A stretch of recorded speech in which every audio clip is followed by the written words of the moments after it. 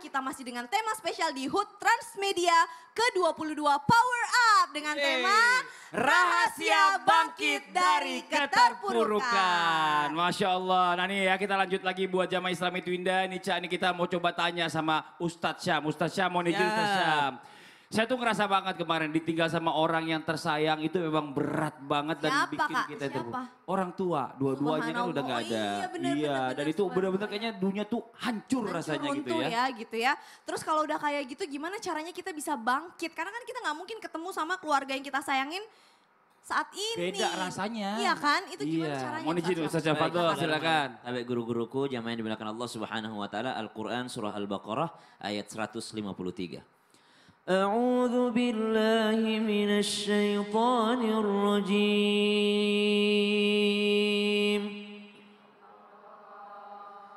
Ya ayyuhalladzina amanu استعينوا بالصبر والصلاة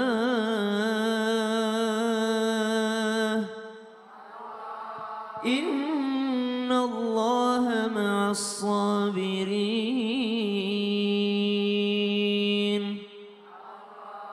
Wahai orang-orang yang beriman, minta tolonglah kepada Allah dengan sabar dan juga salat, karena sesungguhnya Allah bersama dengan orang-orang yang bersabar. Ketika Sayyidina Ibnu Abbas radhiyallahu anhu mardhahuma sedang dalam perjalanan, beliau mendapatkan kabar bahwa putri kecilnya telah meninggal dunia. Maka Sayyidina Ibnu Abbas di atas kendaraannya, di atas ontanya langsung mengucapkan inna lillahi wa inna ilaihi raji'un. Setelah beliau mengucapkan inna lillahi wa inna ilaihi raji'un, kemudian beliau berbaik sangka kepada Allah. Oh, mungkin Allah mencabut nyawa anakku ini supaya aku tidak lagi repot untuk menjaganya. Mungkin ketika dia besar saya tidak bisa menjaganya. Mungkin ketika dia besar saya tidak mampu melewati ujian dengan anak perempuanku ini. Dia langsung berbaik sangka kepada Allah Subhanahu wa taala. Oh, Allah lebih sayang dengan putriku dibandingkan aku. Ini yang terbaik dari Allah, dan juga mengucapkan inna lillahi wa inna ilaihi raji'un. Setelah itu beliau pun turun daripada ontanya dan langsung melaksanakan ataupun mendirikan sholat sunnah 2 rakaat. Setelah sholat sunnah 2 rakaat ditanya oleh orang-orang sekitarnya, apa yang engkau lakukan wahai Ibnu Abbas? Engkau mendapatkan berita tentang musibah kematian anakmu, engkau mengucapkan innalillah, berbaik sangka kepada Allah, lalu engkau sholat 2 rakaat. Lalu Ibnu Abbas pun menyampaikan, saya telah melaksanakan perintah Allah di dalam surah Al-Baqarah ayat 153, yaitu minta tolong dengan sabar dan sholat. Sabarnya saya adalah ketika saya mengucapkan innalillahi wa inna ilaihi raji'un. Dan minta tolongnya saya adalah ketika saya melaksanakan sholat sunnah 2 rakaat. Sholat sunnah 2 rakaat ketika tertimpa musibah adalah salah satu cara untuk bisa power up kembali ketika kita merasa down, ketika kita merasa susah. Ketika kita merasa sedih, orang yang bangkit dengan 2 rakaatnya mengadu kepada Allah Subhanahu wa taala, maka itulah orang-orang yang disebut orang yang minta tolong dengan sabar dan juga sholat. Bukan sebaliknya, ada orang-orang yang terkena musibah malah ninggalin Allah, makin perih yang dia rasakan dari musibahnya kalau malah meninggalkan sholat. Sebelumnya sholat sunnah 2 rakaatnya sholat sunnah apa itu? Sholat sunnah mutlak. Sholat sunnah mutlak ya? Ketika dia kena musibah dia sholat sunnah mutlak. Oh, Masya Allah, terima kasih. Dan itu bisa dilakukan kapan saja? Kapan saja, karena sebab dulu baru sholat gitu. Iya, jazakallah khairan. Sama-sama. Tepuk tangan Pak Ustadz Syam, Masya Allah. Jadi gitu Kak caranya kalau misalkan ada masalah, jangan langsung curhat di sosial media, tapi langsung sholat 2 rakaat dulu. Iya, curhat sosial media jelekin suaminya. Diketawain sama temennya, aduh gimana sih nih gitu ya. Kita lanjut lagi nih, Masya Allah luar biasa nih ya. Sekarang kita kasih kesempatan nih Kak. Boleh. Buat jamaah Islam itu yang ada di studio untuk bertanya sama kita. Karena sekarang kita masuk ke segmen Tanya Dong Ustadz. Kami semua tanya dong Ustadz. Yang mau nanya kita kasih kesempatan angkat tangan dulu. Ayo, mana? Sebelah kiri dulu. Oh iya boleh tim Caca dulu. Yang mana boleh? Ayo, punten Ibu. Assalamualaikum warahmatullahi wabarakatuh. Waalaikumsalam warahmatullahi wabarakatuh. Saya Penny dari Masjid Al-Mutakin, Kota Bandung. Ibu Penny. Ya. Penny atau Penny? Penny. Penny pakai P. Iya oke Bu. Iya itu pakai F. Iya silakan Bu. Saya mau bertanya pada Pak Ustadz Maulana. Iya sih saja lagi. Iya. Saya punya teman. Mm-mm. Saya tuh merasa kasihan banget ya. Ah. Soalnya dia tuh bangkrut, udah gitu dia tuh jatuh miskin banget. Jadi semua Ya Allah, hartanya beneran bangkrut dijual. saya ditanya. Iya terus? Nah, terus kalau saya ingetin, dia tuh selalu marah-marah. Katanya dia bilang, ih so tahu gitu ya. Oh. Gimana dong Pak? Oh gitu. Cara kita supaya ngasih tahu dia, supaya dia tuh jangan bangkit lah. Bangkit. Itu aja Bu Penny. Ya. Iya. Assalamualaikum warahmatullahi wabarakatuh. Waalaikumsalam warahmatullahi wabarakatuh. Terima kasih, Tadi Penny. tadi dijawab sama Ustadz Musibah, sekarang dijawab sama Ustadz Bangkrut. silakan saudara. Kalau keluar dari kebangkrutan. Iya maksudnya keluar dari Tiap kebangkrutan. ada usaha Ada. bangkrut. Berbicara tentang power up. Bangkit dari keterpurukan, dari kebangkrutan usaha. Solusinya ada 4. Ada 4 solusi.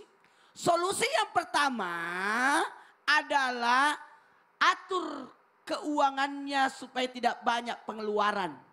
Tutup semua jalur-jalur yang bisa membuat pengeluaran.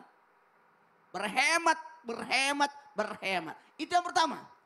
Yang kedua, jangan malu untuk belajar. Cari ilmunya bagaimana caranya. Ini usaha kok bisa bangkrut seperti ini. Kenapa bisa, kenapa bisa, kenapa bisa, kenapa bisa, kenapa bisa. Itu yang kedua. Yang ketiga, jamaah. Bayar utang-utang.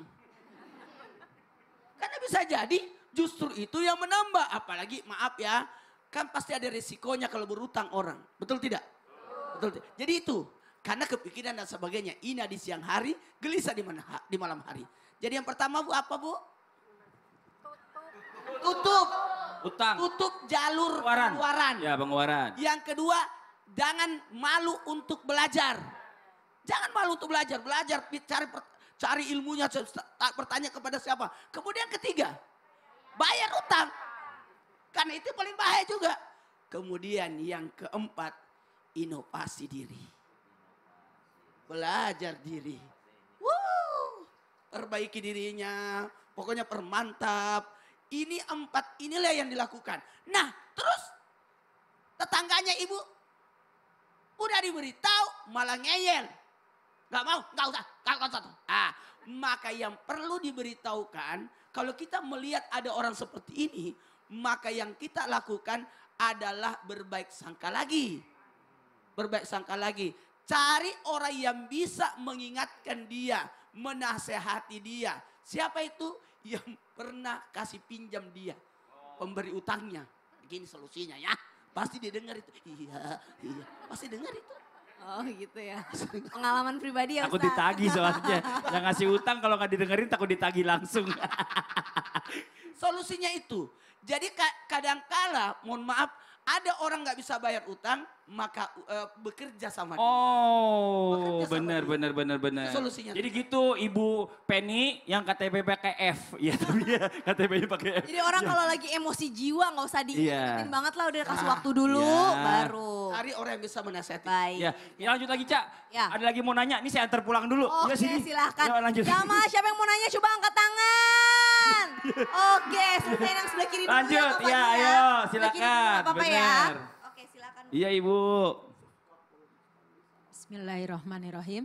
Assalamualaikum warahmatullahi wabarakatuh. Waalaikumsalam warahmatullahi wabarakatuh. Perkenankan, nama saya Ibu Teti dari Ibu Teti. dari Majelis Taklim Al Hikmah Kota Bandung. Oke, tepuk tangan buat Ibu Teti dari Bandung. Izin bertanya Ustadz. Silahkan Ibu. Ustadz Hilman mungkin. Ustadz ya. Hilman, AA Hilman. Masya Allah, Iya. gimana Ibu gimana?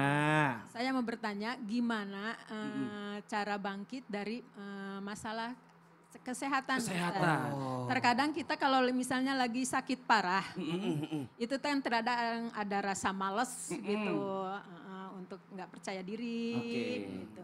Terus kalau misalnya maaf untuk orang yang mengalami kecacatan, itu terkadang udah putus asa dan ingin mengakhiri hidupnya. Nauzubillah min istilahnya. dzalik. Gimana cara bangkitnya? Oke. Mungkin itu saja Pak Iya. Ustadz. Oke. Makasih Ibu Teti, tepuk tangan buat Ibu Teti. Nih, Ustadz Sehat yang jawab. Silakan Ustadz Hilman. Iya, Ustadz Hilman, Fadol. Baik, Masya Allah, jamaah. Yeay. Catat ya. Ya. 4 kabar bahagia untuk yang sedang sakit. 4 juga nih. 4. Oh. Ya. Yang pertama, orang yang sedang dikasih sakit itu lagi dicintai oleh Allah. Mohon maaf, tidak bisa seseorang mengatakan dia dicintai oleh Allah, beriman kepada Allah kalau dia nggak diuji. Betul apa betul? Iya apa iya? Maka yang namanya ujian itu adalah tanda cinta Allah kepada hambanya. Wa innallaha idza ahabba qauman ibtalahum. Kata Nabi, dan sungguh Allah apabila sedang mencintai suatu hambanya, maka Allah segerakan ujian kepada hamba tersebut. Faman radiya falahur ridha wa man sakhita falahus sukhtu. Barang siapa yang ridha dengan ketentuan itu, maka Allah ridha kepadanya. Dan barang siapa yang benci dengan ketentuan itu, boleh jadi Allah benci kepadanya. Maka yang pertama, untuk yang sedang sakit, belajar memahami Allah sedang mencintai kita. Yang kedua, orang yang sedang sakit itu dijanjikan surga oleh Allah. Amin. Kenapa surga janjinya? Iya, karena orang sakit butuh sabar, betul? Dan surga akan diperkenankan bagi orang yang sabar. Sebagaimana Allah Subhanahu wa taala berfirman, "Salamun alaikum bima sabartum." Selamat untuk kamu sekalian yang sabar ketika hidup di muka bumi. Coba mau tanya, yang di sini mau masuk surga? Mau. Jawab, mau masuk surga? Mau. Mau aja, mau banget. Mau banget. Cius. Yus. Mie apa? Mie ayam. Mie ayam. Bakso mie bakso. Jadi Ahilman, kadang cara Allah menguji kesabaran kita dengan rasa sakit yang kita rasakan. Betul? Maka siapapun di antara kita yang disegerakan ujiannya di dunia, maka nanti Allah ringankan hisabnya di akhirat. Amin. Kenapa AA? Karena Allah dahulukan hisabnya di dunia. Yang ketiga, orang yang sedang sakit itu sedang dihapuskan dosa-dosanya oleh Allah. Amin. Coba AA mau tanya lagi, yang di sini punya dosa apa enggak? Punya. Banyak. Dikit apa banyak? Banyak. Banyak aja, banyak banget. Banget. Maka Ahilman, Allah mengirimkan ujian sakit sama kita. Kadang menghapuskan dosa-dosa kita, betul? Maka kata Allah dalam Al-Quran, wa ma asobakum mim musibatin fabima kasabat aidikum wa ya'ful an kathir. Dan apa-apa musibah yang menimpa kamu sekalian, itu disebabkan karena ulah perbuatan kamu sekalian. Dan Allah sedang menghapuskan lebih banyak dosa yang kamu lakukan. Dan yang keempat, orang yang sedang dikasih sakit itu lagi diangkat derajatnya oleh Allah Subhanahu wa taala. Man yuridillahu bihi khairan yusiba minhu. Barang siapa yang diinginkan Masya Allah. kebaikan oleh Allah, Allah berikan ujian kepadanya. Jadi ibu-ibu yang hari ini dengkulnya sakit ada bu? Angkat tangan Bu. Yang pinggangnya sakit Banyak. ada? Angkat tangan Bu. Ada, Kakinya pegel-pegel ada? ada. Pinggangnya sakit ada Ustadz ya? Ada, nih. Gimana? nih. Dari tadi, dari segmen 1, duduknya paling santai dia. Dia nggak punya iya, sakit. Alhamdulillah. Tapi ibu rugi, nggak ada penggugur dosanya. Betul. Tapi Iya, kalau yang iya. lagi sakit anak-anak kan anak-anak belum punya dosa itu. Ah, itu Iya, gimana? Jadi kalau yang sakit anak-anak itu introspeksi untuk orang tuanya. Oh Masya Allah. Gitu. Terima kasih banyak Ustadz Hilman. Tepuk Baik. tangan dong Ustadz Hilman. Lanjut lagi Ca. Siapa yang mau bertanya angkat tangan Bu. Ayo Ibu. Beresin sebelah Satu kiri lagi dulu. dari tim Caca dulu deh ya. Sebelah saya duduk tadi. Oh, udah. Oke.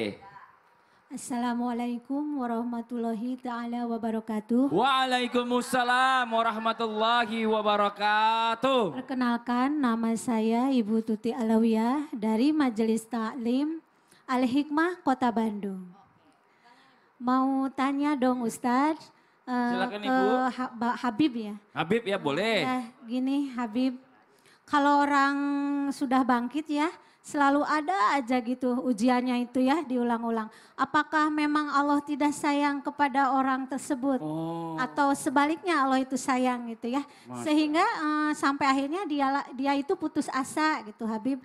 Malah semakin parah. Makin parah. Mohon Iya. pencerahannya. Masya Allah. Assalamualaikum warahmatullahi ta'ala wabarakatuh. Waalaikumsalam warahmatullahi wabarakatuh. Ini namanya nama ulama zaman dulu. Ada Ustazah Tuti Alawiyah. Ini Oh, Masya iya, Allah luar biasa. Silakan, Habib. Ini kita serahkan kepada Habib yang dosen KTP-nya. Jadi suka kasih ujian. Silakan dijawab Habib. Bismillahirrahmanirrahim. Allahumma sholli ala sayyidina Muhammad wa ala ali sayyidina Muhammad.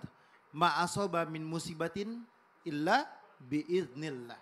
Setiap musibah yang terjadi di muka bumi ini semua dengan izin Allah Subhanahu wa taala. Hidup di muka bumi ini sama juga tadi. Ustadz Sam ada, Ustadz Maulana ada 4, Ustadz Hilman ada 4, Ani juga ada 4. Ya kan? Yang pertama adalah ujian. Ujian itu hanya dimiliki minan nabiyyin wa siddiqin wa syuhada wa salihin. Karena ujian itu adalah mereka datar, nggak turun. Naik terus bisa, turun nggak? Ada orang ujian, kelas 2 naik kelas 3. Nggak mungkin dia turun kelas 1. Dia tetap di kelas 2 atau dia naik ke kelas 3. Itu ujian. Ketika diuji berarti tandanya Allah sayang sama dia. Berharap akan anugerah dan rahmatnya Allah. Semakin diuji semakin dekat kepada Allah. Surga mahal, neraka murah. Karena apa? Karena semua yang diganggu oleh syaitan ataupun tipu daya syaitan mudah untuk dilakukan. Tapi bangun malam, sholat tahajud, sholat subuh sulit. Dan bahkan puasa di bulan Ramadan hanya bisa menahan lapar dan haus doang. Lidahnya masih ghibah dan lain sebagainya. Yang kedua adalah apa? Ada yang namanya ujian, yang kedua adalah cobaan. Cobaan itu akan dicoba oleh Allah. Ketika dosanya sedikit, turunnya sedikit, nggak banyak. Itu yang namanya cobaan. Kalau misalkan seandainya dia dosanya, misalkan karena pandangannya, karena ulah daripada perbuatan yang terhadap temannya, dia isengin, dia ganggu, temannya sakit hati, dia minta maaf lagi, itu juga dosa.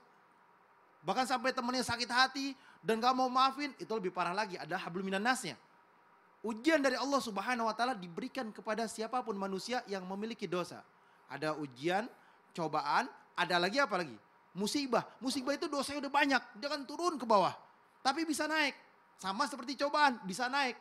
Tapi yang terakhir adalah azab. Azab akan turun sampai di bawah dan sulit untuk naik. Siapa mereka contohnya? Firaun. Siapa lagi? Banyak di dalam Al-Quran dijelaskan.